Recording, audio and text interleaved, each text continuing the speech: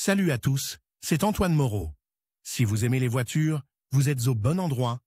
Continuez à regarder cette vidéo, on passe tout de suite au sujet du jour. Le filtre à air de votre voiture doit être remplacé au moins aussi souvent que le recommande le constructeur. C'est un élément important, car l'air qui le traverse participe au mélange de travail en tant qu'agent oxydant. Si l'air qui a traversé le système de nettoyage est contaminé, cela entraînera une usure accrue des éléments du moteur. Le groupe de pistons du moteur et les paliers du vilebrequin s'usent prématurément. Cette usure est due à la présence d'une grande quantité de poussière dans l'huile moteur. La poussière agit comme un matériau abrasif sur les pièces lubrifiées. À quelle fréquence le filtre doit-il être remplacé? Les constructeurs étrangers donnent généralement des recommandations sur la fréquence de remplacement de l'élément du filtre à air. Au moins une fois tous les 15 000 km. Sur les voitures nationales, la ressource est moindre, jusqu'à 10 000 km. Toutefois, le kilométrage de la voiture et les conditions d'utilisation jouent également un rôle important. Ainsi, en hiver,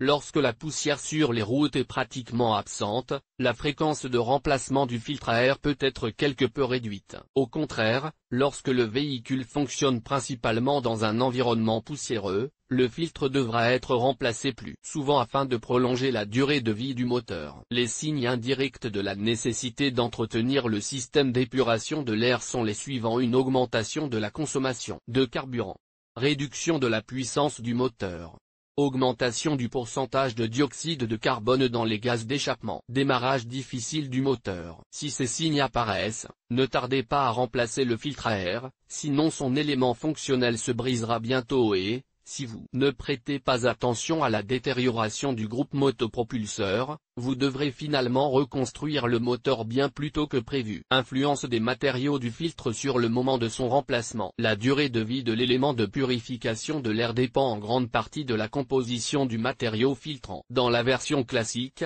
il est constitué de papier imprégné d'une composition spéciale, tandis que les éléments les plus modernes sont en matière synthétique. Cela augmente la durée de vie du matériau consommable, et les fabricants donnent leurs recommandations sur le moment où il faut remplacer ces filtres. Le kilométrage de l'élément filtrant ne peut être prolongé que par une utilisation prudente de la voiture dans un endroit dépourvu de poussière. Une tentative de lavage de l'élément filtrant ou de nettoyage d'une autre manière n'aboutira pas à un bon résultat. Le filtre restera jetable, ayant cessé de remplir sa fonction principale dans la voiture. Les fines particules qui se trouvent à la surface de l'élément se déplacent dans les profondeurs, obstruant les pores et augmentant la résistance, et la qualité de l'épuration de l'air se détériore. La nécessité de remplacer le filtre à air de la voiture peut être détectée visuellement, en procédant à une inspection indépendante. S'il y a de la saleté ou des peluches de peuplier sur l'élément filtrant, il faut immédiatement le remplacer par un neuf,